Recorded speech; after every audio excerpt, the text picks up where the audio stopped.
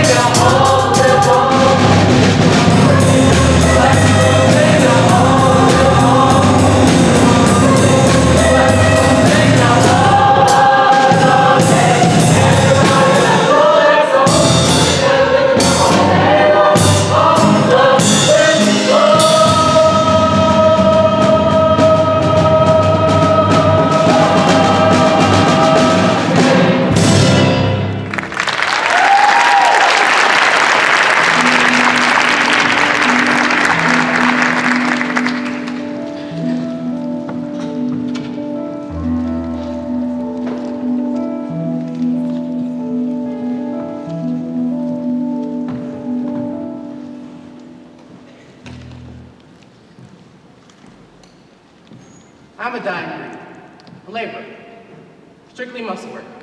Pick it up, put it down. Pick it up, put it down. Pick it up, put it down. Typically in the morning, you walk down to the shanty, you wait there until 7.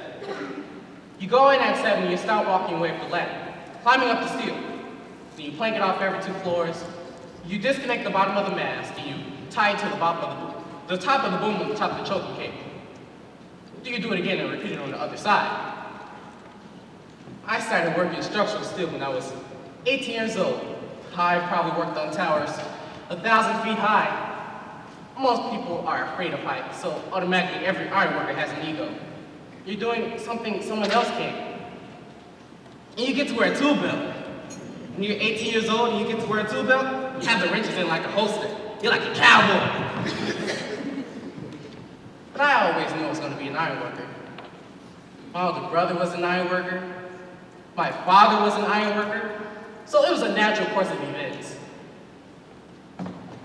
My father was very disappointed I didn't go to college. We had a college boy this summer. And he saw a book in my back pocket. And you know what he said to me? You read? That's what can get you. The non-recognition by other people. To say a man is just a laborer and a woman is just a waitress, it bothers you sometimes. Sometimes, I like to look across the skyline and see some of the buildings I worked on. See that building? I helped build it. I know some guy is sitting in his corner office.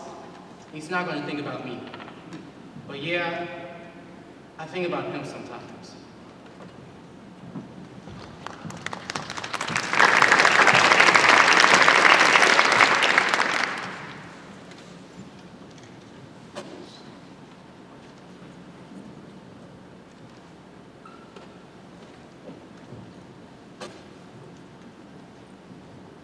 Amanda, where's that P&L report? It's on your desk. Why is it not in my hand? I'm a project manager. I come to work at 7 a.m. and leave at 8 p.m. While I'm at work, I answer messages and email and try to avoid my boss. You always have a boss. Sometimes you have an okay boss, and sometimes you have a Satan boss. He's not behind me, is he? I wish these walls were like a little bit higher. I've been in a lot of different cubes. I've been in the high cubes and I've been in the half-high cubes. And sometimes I've been in cubes with no walls at all. It's disgusting. You know, these days I'm looking at any job at all. I paper the walls of my cubicle with posters. I bring in fresh flowers, one of my favorite ceramic lamp. This little collection of things on top of my computer, I call them computer guides. I guess I have more stuff than I thought. But, you know, in a cubicle, things like glow-in-the-dark skeletons go a long way. Sharing a cubicle is kind of like sharing a bathroom stall. It doesn't matter how big it is or how tall it is. You're still in there with someone else in a not sexy way. I can see the programmer in the cubicle next to me through the reflection on my window. Sometimes, I can see her reflection and see what she's doing. She's quite often emailing jokes to her sister. I also acquired a little webcam. I set it up so it points behind me, and there's a tiny window on my computer screen. That's the webcam picture. So if somebody's walking behind me, I can see them. I grew up expecting I would get out of college and make $1 million. I grew up expecting somebody was just gonna deliver a Mercedes to my front door. It's been quite a rude awakening. This is the first time in 4 years that I have it worse than my parents. Jobs aren't big enough for people. When you ask people what they are, they define themselves by their jobs. For example, I'm a doctor, I'm a carpenter, I'm a sportscaster. When someone asks me, I say, I'm Amanda McKinney. And at certain points in time, I do things for a living. My mentality is totally different than those who've been here for 20 years, the lifers. I have no real sense of loyalty because I know they have a business to run and they'll lay me off if it's ruined. I accept that. I don't perceive that anyone my age goes around saying, this is my first job! I've got a job for life! Yippee! No! What they really think is, okay, I'm going to get as much as I can from this company, then move on to the next one and make more money. This is the first job of many.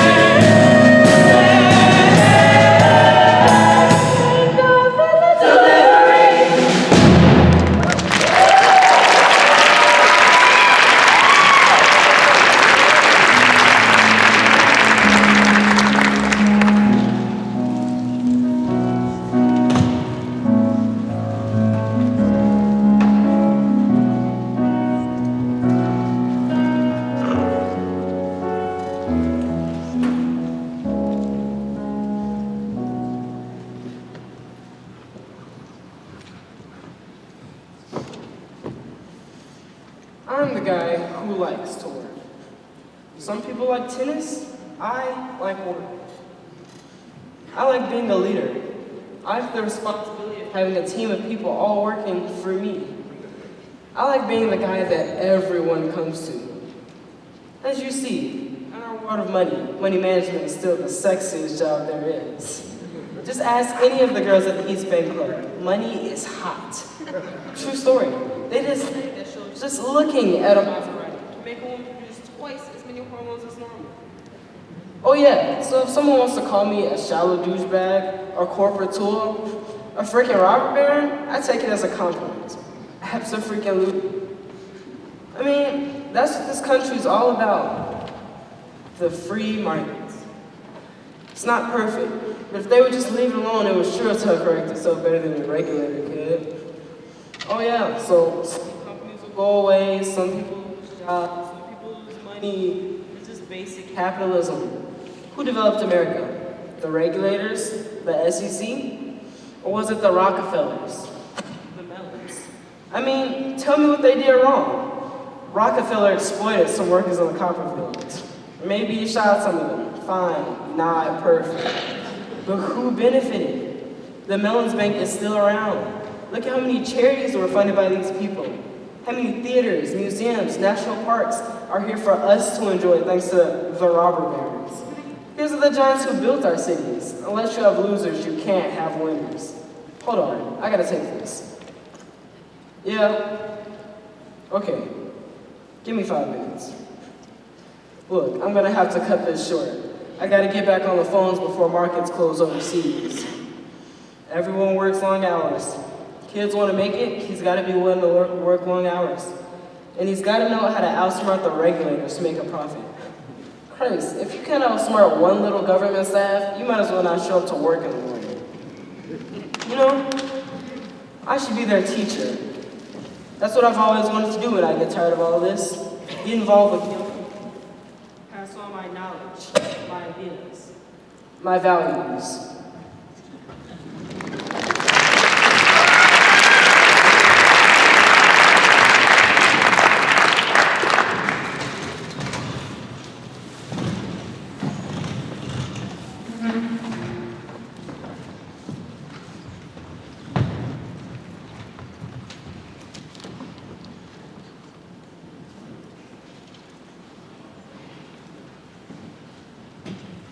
Good morning, Rosalinda.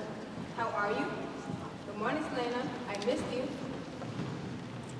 In your heart, you may have a dislike for a certain child, but you force yourself to say, good morning, Maria. How you doing? Someone forgot to take our rhythm this morning. My name is Rose Hoffman. I teach the 3rd grade. At 9:15, we start with arithmetic. I have tables fun on the board. Multiplication. You can't say tables. You say tables fun. Everything has to be fun, fun, fun. I tell my kids, Mrs. Hoffman is here. Everybody works. Working is a blessing. In the old days, I had 18 to 20 children in my class who stayed from the beginning bell to the very end.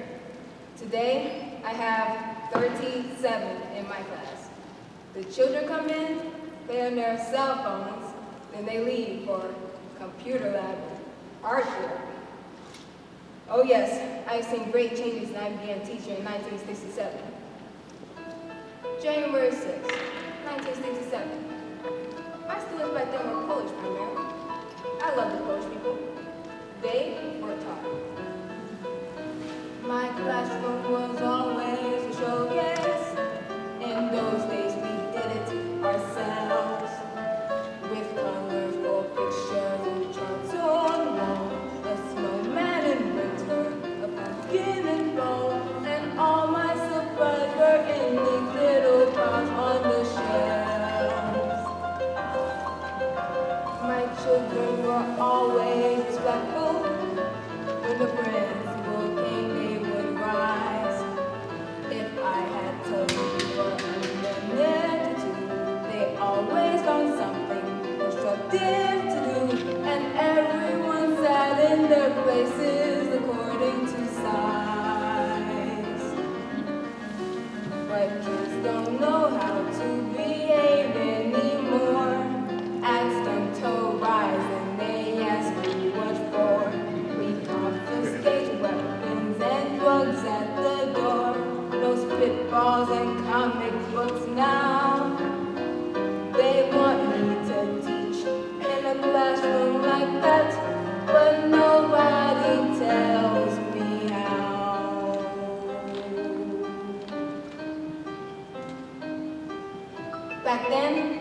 actually taught English, not English as a second language.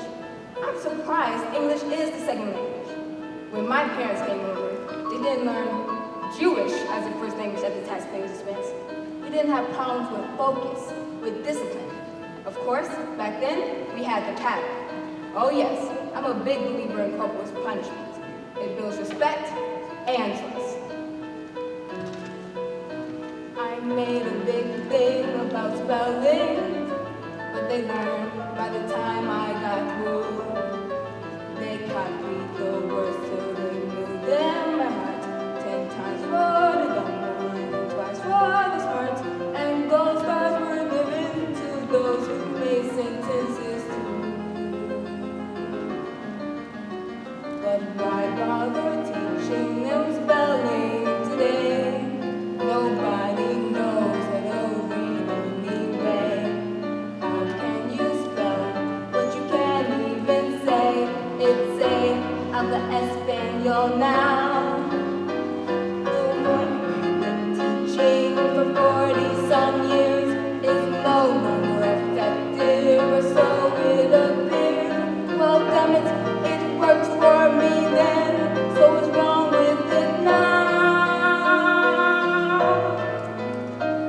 They say I'm supposed to keep up with the times, but nobody ever tells me how.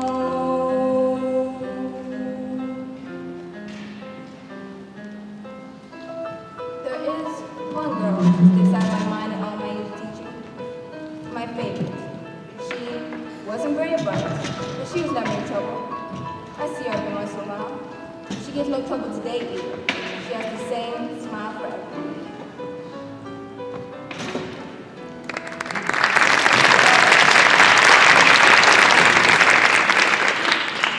See, the first 2 months I started flying, I had been to New York, London, and Paris, which is pretty huge when you're from Kankakee, Illinois. But when you really start working for the airlines, it's actually not as glamorous as you think. See, sometimes people just get nasty. I mean, they're harassed by security and then they're delivered to us, and your obviously shining personality only goes so far. We get scared sometimes too. I mean, I've never yet been so scared that I didn't want to get on the plane, but there have been times when there's been something funny. One time we were working first class and we had a load full of passengers, right? And the captain tells me we're gonna have to make an emergency landing in Chicago because we lost a pin out of the nose gear. When we land, the nose gear is gonna collapse. So he wants me to prepare this whole cabin for this announcement, but not for another 2 hours. Oh, and not to tell the other flight attendants because they're new and would get all excited. So I had to keep this in me for 2 hours. And I'm serving drinks and food. And I'm thinking, am I gonna die today? Oh, and this one guy gets mad at me because his omelet's too cold. I wanted to say, you won't have to worry about that omelet, buddy. Anyway, when I first told my parents I was going into the airlines, they got so excited. My mother especially thought it was great that I could have the nerve, the ambition to go out on the city on my own and try to accomplish something. Really? I just wanted to get out of Kankakee.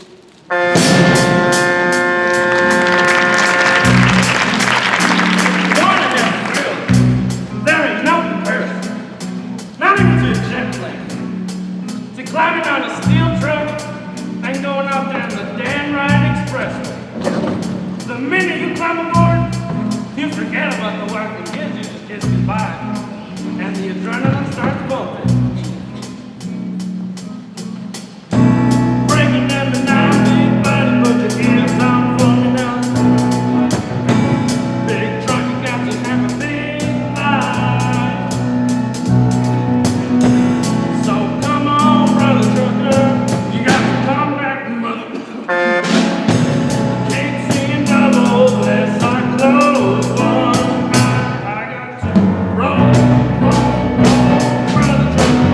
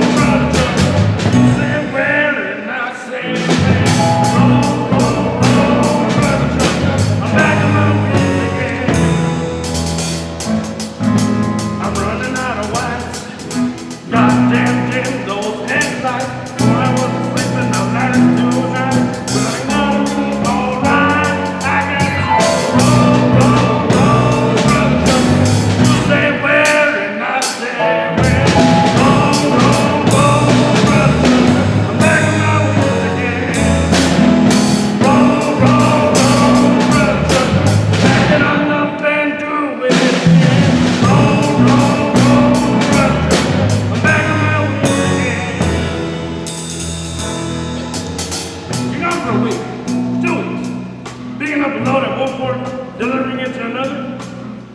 You sit in that truck, your only companionship is your thoughts. And you don't want to get stuck thinking about all your problems at home. So, you start up your radio. You can play it loud enough to hear over the engine. Yeah, we truckers fantasize something tremendous. You think about the girl we have boys, and you build something up in your mind, so you begin to believe it.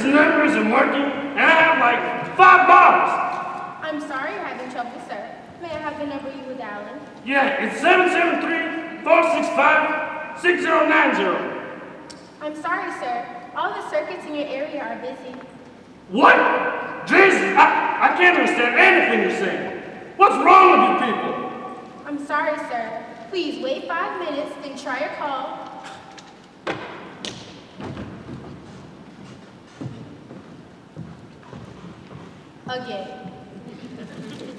You think they'd be grateful to get a live person instead of a computer. Sometimes you even talk to them if they sound upset. For me, it's temptation to say, gee, what's the matter? But you can't say more than, I'm sorry you're having trouble. If you get caught talking to a customer, that's 1 mark against you. 3 marks and you're... One woman said to me, operator, I'm lonesome. Will you talk to me? But I said, gee, I'm sorry. I can't. But you can't. I'm a communications person, and I can't communicate.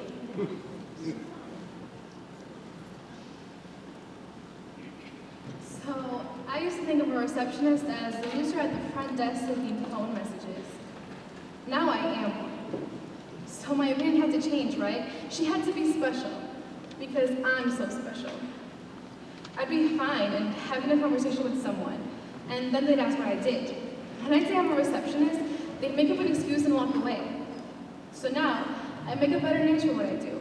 Communications control, entry management. I'm tired It's of strange being because you get tired of talking. You're talking constantly for 6 hours straight There isn't without a a 10-minute 10-minute break break. in the day when it's quiet. You can't think about it. All Everyone's I gonna was say gonna to talk say, to somebody else because nobody wants to talk to you. You're in the room the size of the gymnasium, people talking to people thousands of miles away. I never listen on phone conversations. Do I listen on phone conversations? But let me tell you, some people really do. Especially when it's late at night and the people talking on the phone are so absurd, When you were you're laughing to there's tears rolling down you're your gonna face. listen on phone conversations. It makes the night go faster. Sometimes, to make the day go faster, I do drawings, laundry and sort of things. Never people. I pretend I'm alone and it's quiet. I call it the land of no phone. I never answer the phone at home.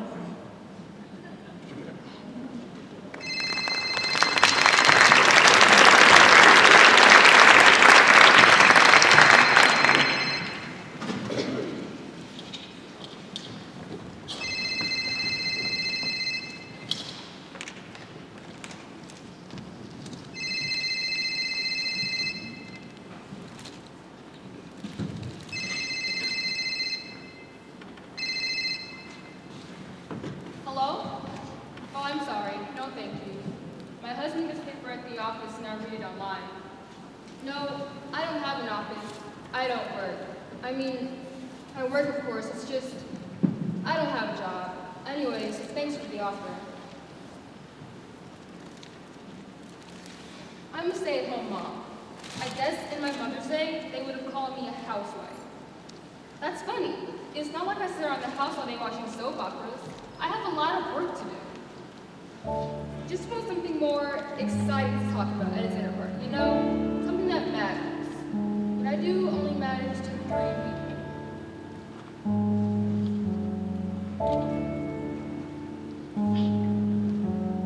All I am is just a housewife, nothing special, nothing great. What I do is kind of boring. If you'd rather, it can wait. All I am is someone's mother. All I am is someone's wife. All of which seems unimportant. All it is just my life.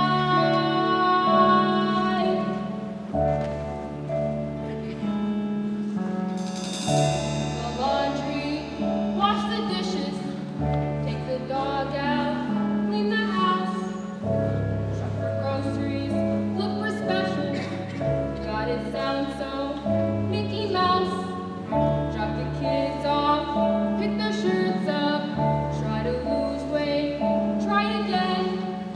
Keep the troops fed, pick their things up, lose your patience. Count to 10, 2, 3, 4, 5, 6, 7, 8, 9, 10, 4, 5, 6, 7, 8. All I am is just a housewife, nothing great.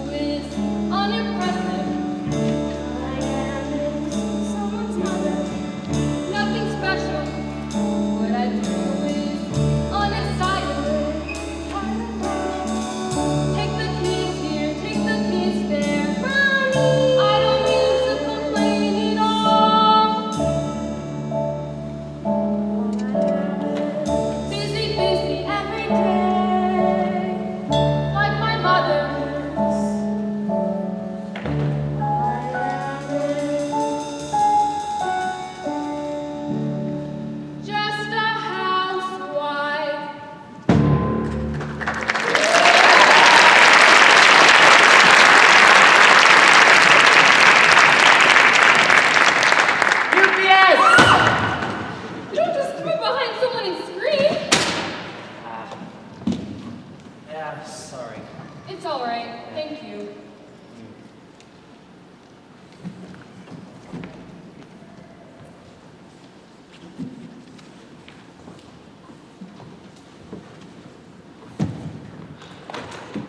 Sorry, ma'am. Thank you, ma'am. You gotta make excitement for yourself, you know? Oh, there! Where's it? Oh, come on. I've been bit once already, by a Doberman. Oh, it's the biggest part of the dog's day when the UPS man comes. So, when nobody's looking, you kick him down the street. Oh yeah, even if they just call it, you know, you try to get him. Try to get him for the one you missed a couple houses back. Whoa. Yeah, that's the big topic of conversation with us, dogs.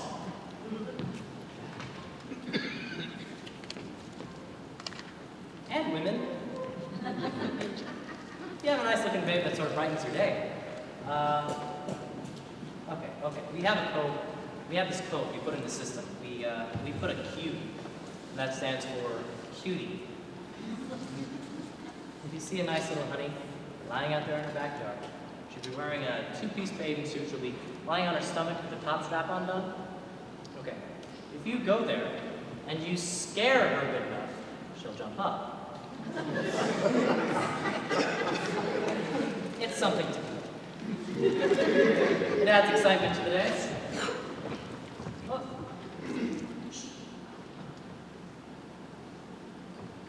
UPS!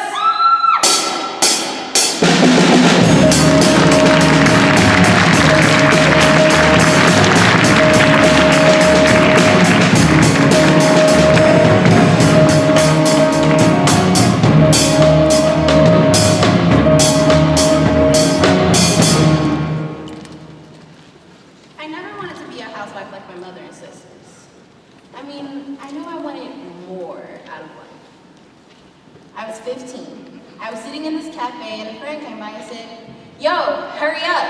I got a cab waiting. You can make $500 in 20 minutes. We came to this penthouse. The guy up there was quite well known. I mean, there I was, doing nothing, feeling nothing. And I was gonna walk out of there with $500 in my pocket. Just out of curiosity, how many people you know make $500 for 20 minute work? And I was still in high school. I'd like to think of myself as an upper-class working girl. The press calls me a socialite, which is just another name for a well-dressed fundraiser. I began in the 80s. I threw a party in Washington, D.C. for the Nicaraguan refugee children. It wasn't for the Contras, although I'm sure that would have been fun too. To me, fundraising is like candy. You get to talk to fascinating people and promote causes you love. What could be more delicious than that? But fundraising is work. There's a finesse to approaching a potential donor. I never bring up money when I first meet someone. I mean, it's not like a secret. They know why I'm there. But sometimes, I like to see how long it can go before I ask for a gift. Call me a tease. It's a marketplace transaction. I've known that since I was quite young. I was a precocious child. Actually, I was sort of lonely. I didn't experience myself as being attractive. I mean, I'm not a Calvin Klein ad. But I was bright, and I didn't play by the rules. Guys were mostly scared of me. They didn't want to get involved emotionally, but they did want to skirt. For a while, I was willing to accept that. It was feeling intimacy, feeling warm, feeling. The other day, I was riding around in my limousine during a hotel strike, and there was nowhere to go. And I thought to myself, now I know what it feels like to be a bag lady. Don't get me wrong, you can't go around and pick up every homeless person you meet. But if you can just say something entertaining, you bring a light into their eyes. Maybe that's what the word socialite means. What you do is what you are. I'm a hustler. Even when I'm not hustling, I'm a hustler. What you do is what you are. I don't find it so different from working on an assembly line 40 hours a week and coming home cut off, numb.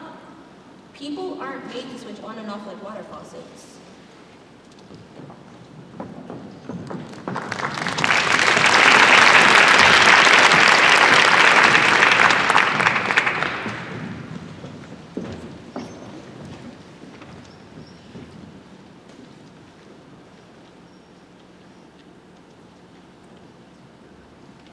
I work in a luggage factory. We make suitcases. The tank I work at is 8 foot square, 6 foot deep. In 40 seconds, you have to take the wet felt out of the filter and place it on the table. Put a blanket over it to draw out the excess moisture. Wait 2, 3 seconds. Take the blanket off. Pick the wet felt up and balance it on your shoulder. Reach over, get the hose, spray the inside of this copper screen. Turn around, walk over to the hot dry dye behind you. Take the hot piece off and set it on the floor. Take the wet piece and put it in the hot dye. Push this button. Inspect the piece we just took off. Stack it, count it, 40 seconds. The temperatures at the tank range anywhere from 100 to 150 degrees. I've taken thermometers and checked it out myself. I have arthritis in the joints of my fingers, naturally in my shoulder where I balance this wet piece. The hose will sometimes leak and spray back on you. The hydraulic vessels leak so you're slipping on oil. There's a possibility of being burnt every 40 seconds. The tanks run 24 hours a day. I work 8 straight hours with 2 10-minute breaks and 1 20-minute break for lunch. I find it difficult to eat my lunch in that length of time. 40 seconds.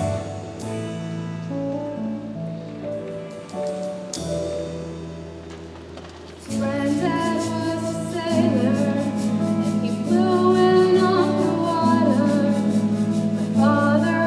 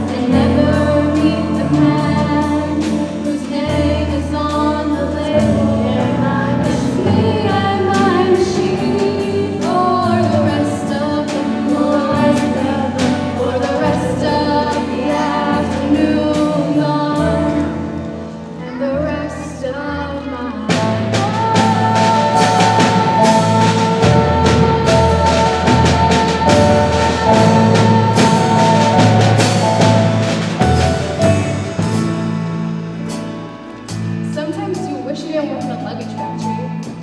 But when it's all you know how to do, then it's all you do.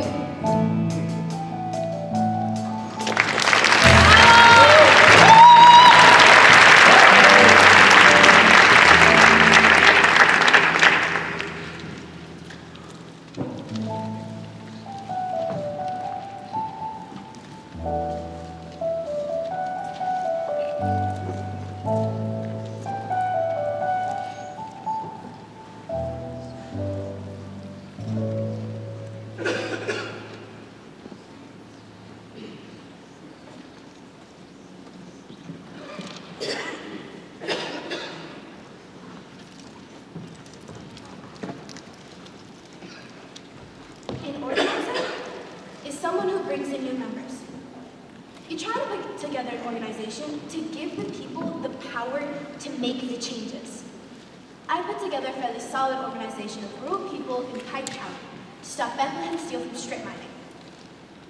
I had to tell people again and again that they had the stuff to do the job, that it was possible to win. You see, most people in their guts don't really believe it. Nobody thought we could stop Bethlehem.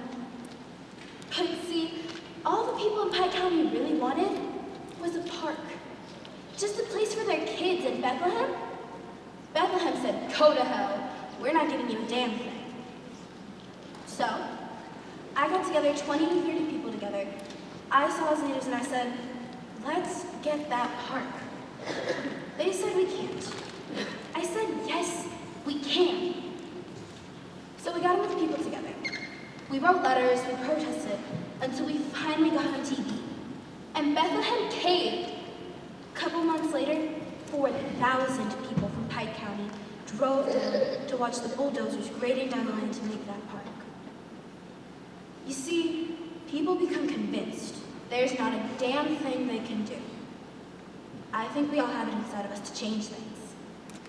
I mean, all human recorded history is what? 5,000 years old? How many people in that time have made an overwhelming difference? 20? 30? You see, the problem with history is that it's written by college professors about great men. But that's not what history is. History's a hell of a lot little people. Men and women, just like you and me, getting together and deciding they want a better life.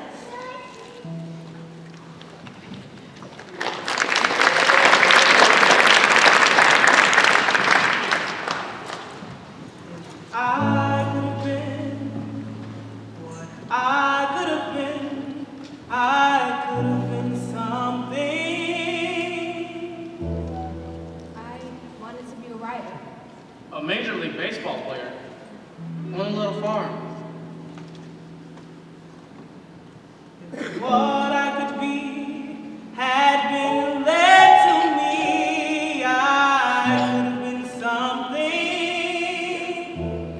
But then I got married. When the kids came along. But then my dad took sick. A tower of strength, a center of power, at $10 an hour. There's always a stumbling block. I was going to work for a few years, buy me a car, head west. Well, I kind of met the wife. That kind of changed my plans. You never know what you would have did.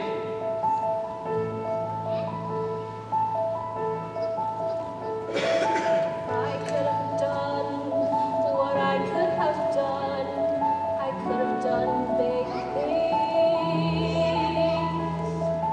Some love to do what I wanted to. I would have done big things. Some land, a few rivers, Like you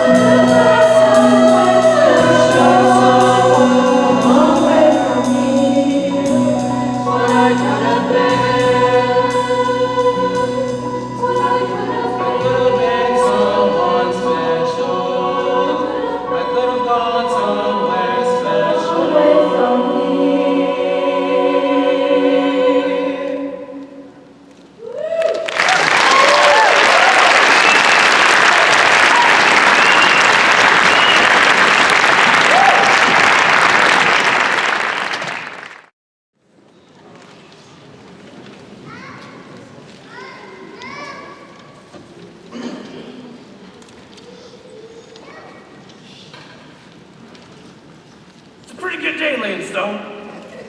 You get interested in what you're doing, and usually fight the clock the other way. You're not looking for quitting. You're wondering you haven't got enough done, and it's almost quitting time. There ain't one house in this country that I haven't built that I don't look at as I go by. And if there's one stone crooked, I notice it. The people what lives there might not notice it, but I notice it. Stone's my business. Stone's my life.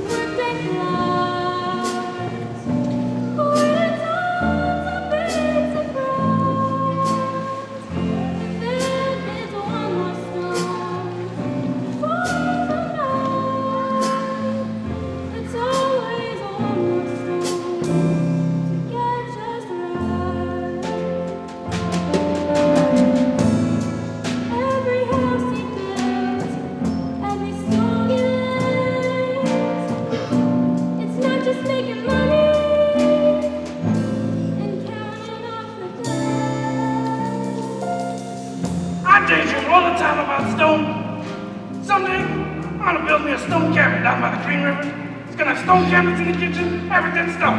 A stone front door, that's gotta be very heavy. All my dreams, seems like they just gotta have a piece of rock mixed up in it.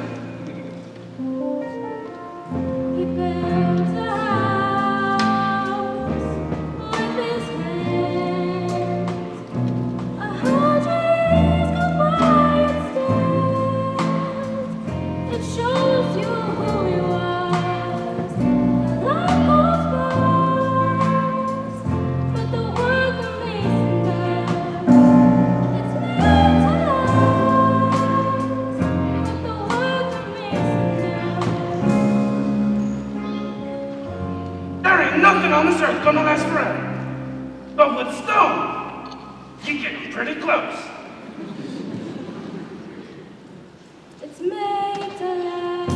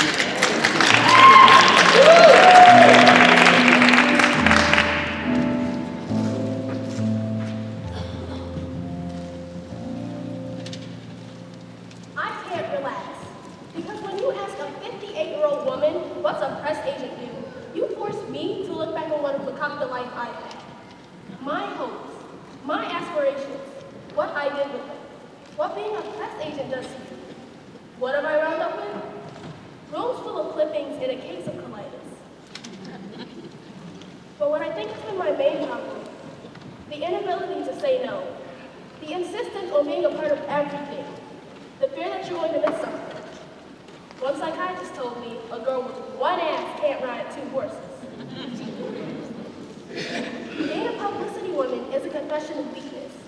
That's for the people who don't have the guts to get attention for themselves.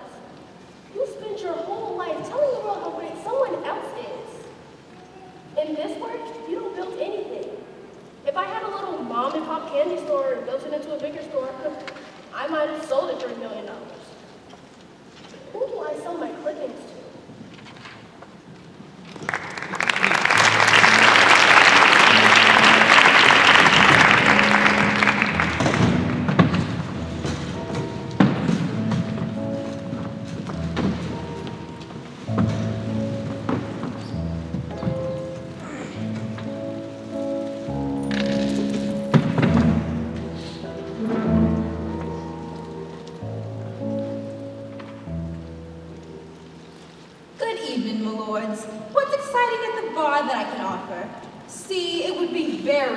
If I had to say, would you like a cocktail over and over?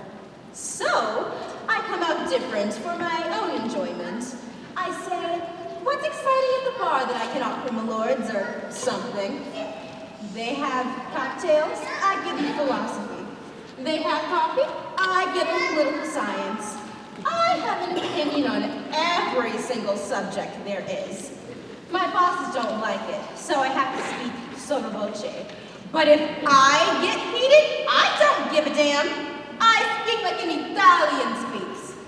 I have to be a waitress. How else does the world come to me? Everyone wants to eat, and everyone has hunger. And I serve them. I give service. I can't be servile. There is a difference. I get intoxicated with giving service. It becomes theatrical, and I feel like Matahari. It intoxicates me. I'm on stage. There's some else don't care when they put down the plate. There's a sound, not with me. When they move the chair, it'll scrape with a grate on the ground, not with me. I will have my hand right when I place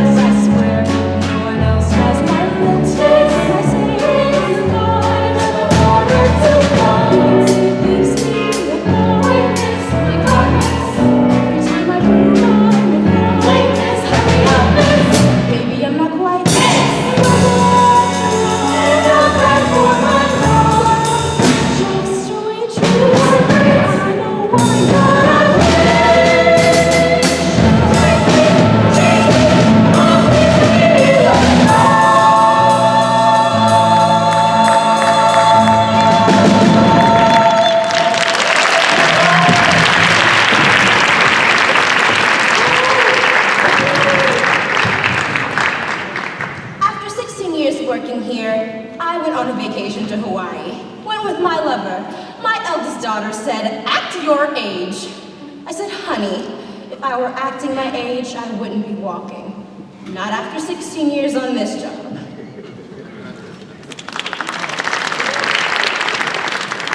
I worked for them 16 years, and overnight, they let half of us go. It's now known as Black Thursday. They told us to clear out, eat, that's all, no goodbyes. One guy broke down and cried right there. He said, what did I do wrong? Please don't do this to me. My daughter's getting married next month, how am I going to face people? And all of a sudden, nobody calls. Go out, start visiting friends, and they're all busy with their own work. They don't have time for you. This is the psychological, I don't want to get into it. It was a year ago November, and I'm still looking. But I guess you have to fight your own way, which I've been doing my whole life. Don't get me wrong. In this economy, I'm lucky to have any work at all. But after all these years, I just wish I knew what it felt like not to have to go to work.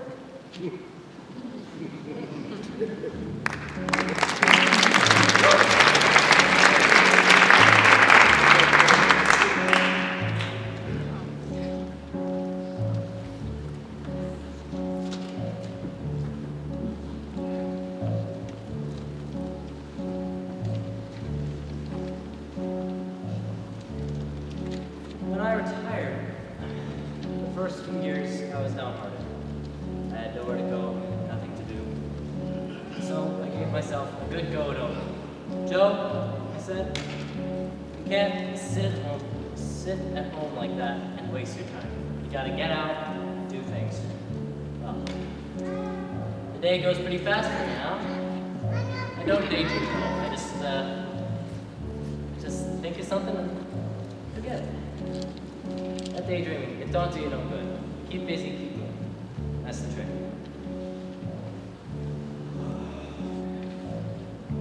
You wake at 10, fold up the bed. You don't want to leave your couch open all day, you know? It's depressing. You cook an egg, you toast some bread. You cook for yourself, you save a bundle. If you don't keep track of your money, who will? You think about the day ahead. You don't go feeling sorry for yourself. It's like I said. You can sit home and be mad at the world, or you can get out and do things. You take a walk, you meet a chum. This one guy lives down by National Biscuit. You should see the nice aroma. You shoot the bull and argue some. And maybe he calls up a couple other fellas. Come over, play some poker. You lose at gym until they come. This guy remembers what cards he picked up. The dirty bum. Even getting to me a gin beats him nothing. You take a bus, you take a train. You go visit your wife's grave. On the way, you read the Reader's Digest. It does you good, you use your brain. Or maybe you go out and see your cousin. You bring a six-pack along. You take a stroll down memory lane. Maybe something we was always together. And raising pain. Go back a long ways, him and me. Other times. I remember back in the season, you were out despair. These girls we knew on this crazy ride. Pretty sweet, good, afraid. A big difference they call it. We could hardly walk as we left the car. So we sat down for a candy bar. And we sat loud in the penny arcade.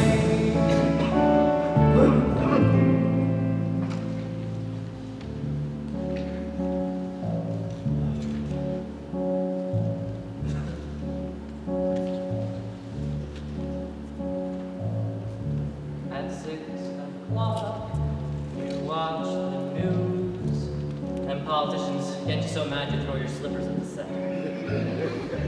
You cook some franks, no big to-dos. Most nights you lay around, you straighten up, maybe you call your daughter. You watch a game, you take a snooze. then there's Sunday. Sunday's different. You change your shirt and shine your shoes, 'cause you're going around the block to the tavern. You shoot some pool, you drink some beer. You don't have to drink a lot to have a good time. 3 or 4 in an evening. You find a cow, you bend his ear. You meet a lot of your old crowd there Sundays. Sometimes a bunch of you sing the kind of song you never hear, like stardust in the mood, and then you cheer. Last Sunday night we sang Till We Meet Again. Believe it or not, I once did old waltz. That too. Honest to God. It was at a dance. I was 17, and the girl was like from a magazine, and the lights were low, and I really cold. I think a couple of my friends had something to do with them, and I kissed her cheek as it waltzed away. I remember that like it's yesterday. Oh, she's surprised. I can hear her say, Joe.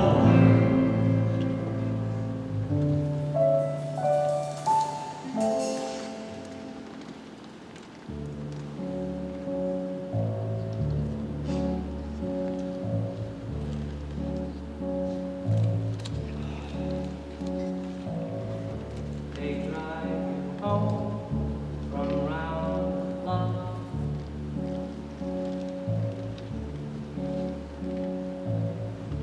You take your cash out of your sock.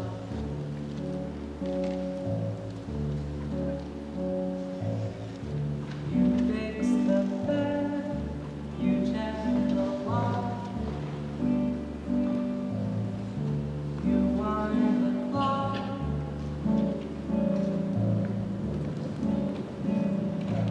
When I retired, people told me, Joe, you shouldn't have done it. You got your health, you shouldn't have done it. But it was too late. I don't know why I retired. It's just a habit, I guess. But, I got no regrets. I keep busy, keep moving, keep in trouble. We go to fires every once in a while. You know, hey, that fire we had about 3 months ago, back on Milwaukee Avenue, I was there. Yeah, I was surprised. The smoke was coming out there. It was hell. Yeah, you don't see no flame, you know? Boy, that was some fire.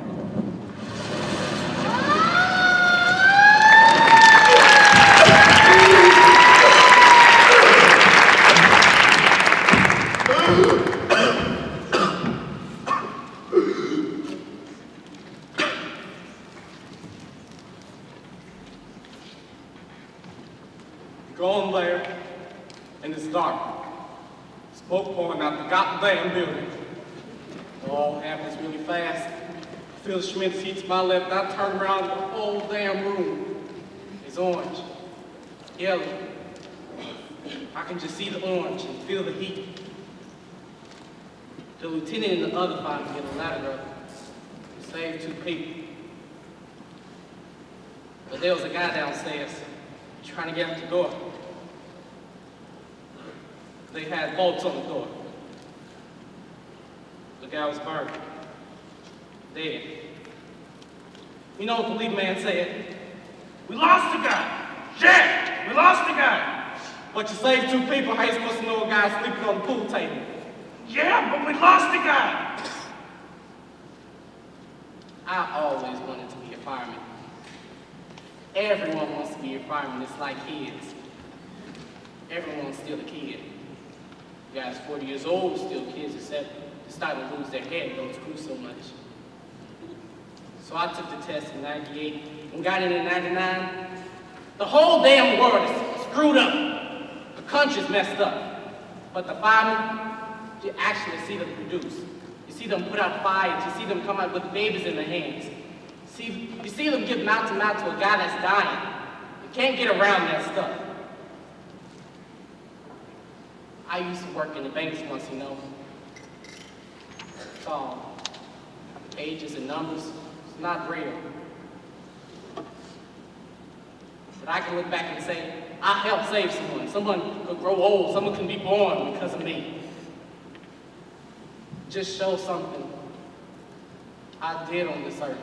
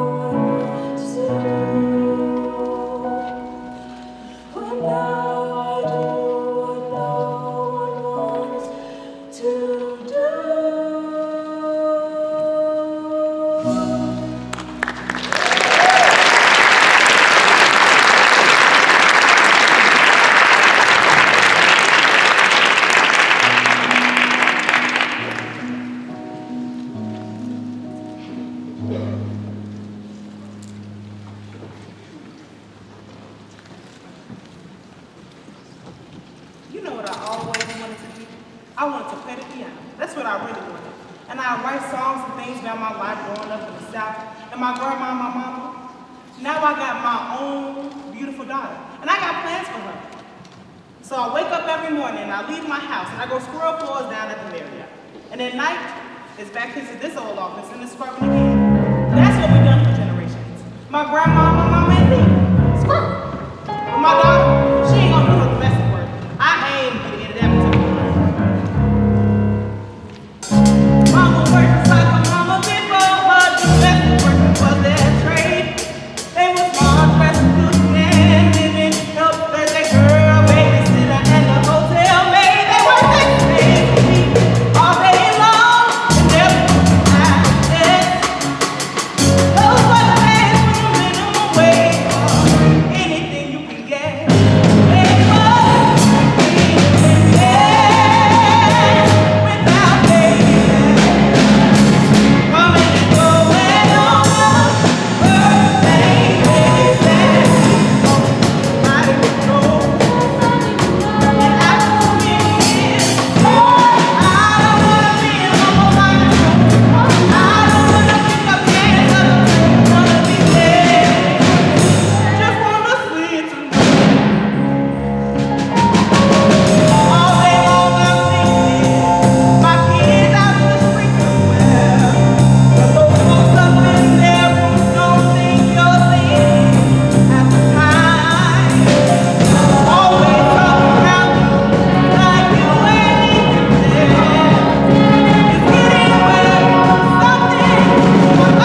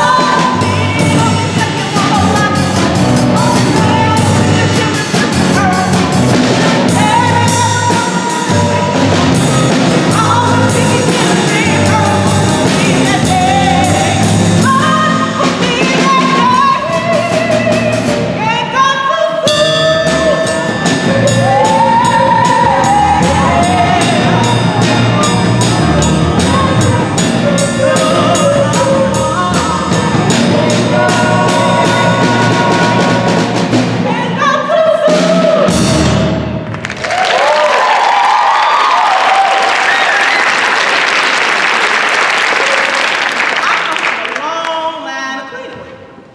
But my daughter, she a whole new generation. That's what we got coming up nowadays.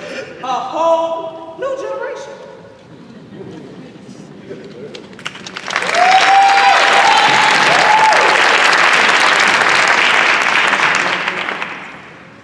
My name is Rachel Werner.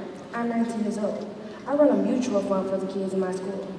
My dad runs his own investment firm, so I guess I learned from him. He runs a hedge fund. You know those guys always getting caught defrauding their investors. We study ethics at school, so I'm sure we won't have any problem. I'm going to business school, Kellogg, naturally. You know what I'd really like to be is a professional golfer. But realistically, I'd probably be an entrepreneur and start a family, of course.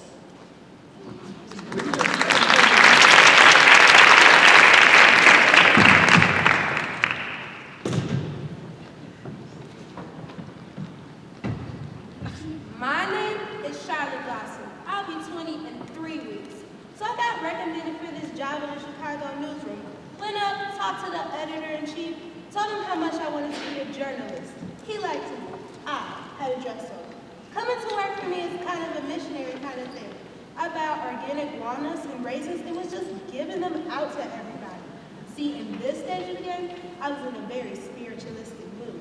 See, I was happy with my job because most of the time I was answering phones.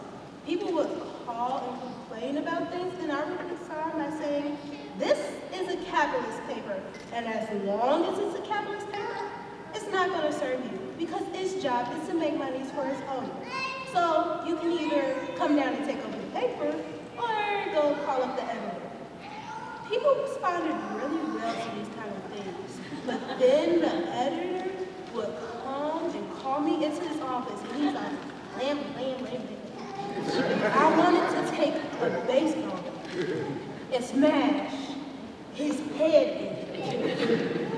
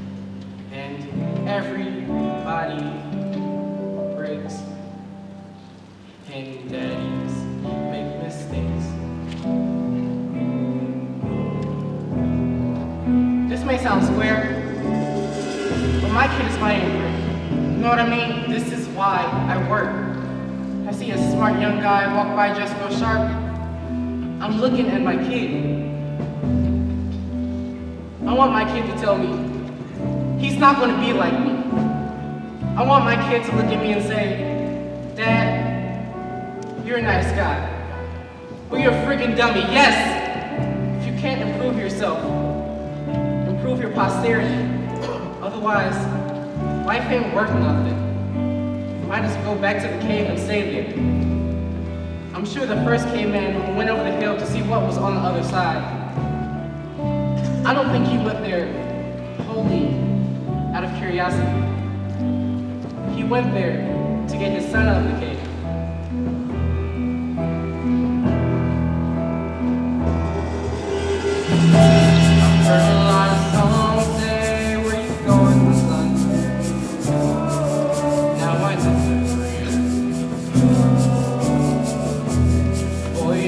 stop to think how fast the years run for the things they see. Now it seems I always do.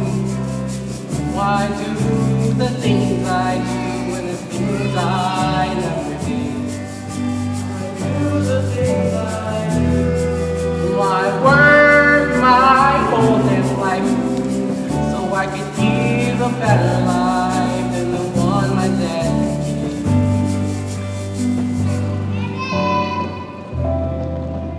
I give it to my kids.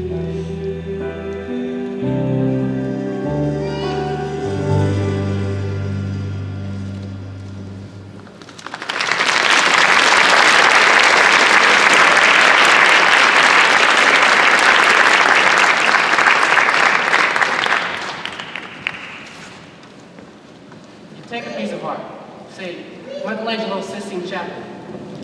This beautiful piece of work. But what if Michelangelo had to create this piece 1,000 times? Don't you think that would leave a Michelangelo's mind?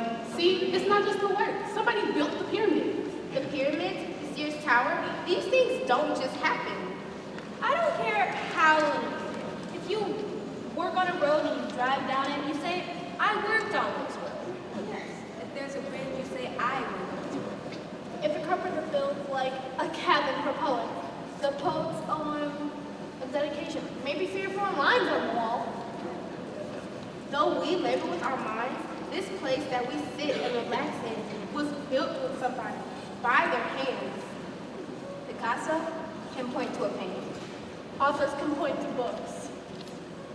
What can I point to? Everybody should have something to point to. Definitely. You know what I like? I like to see a building, say the Sears Tower. I like to see a flip by plane, and from top to bottom, the names of the people who worked in and on that building. So can Guy can take his kid and bring him and say, see that building.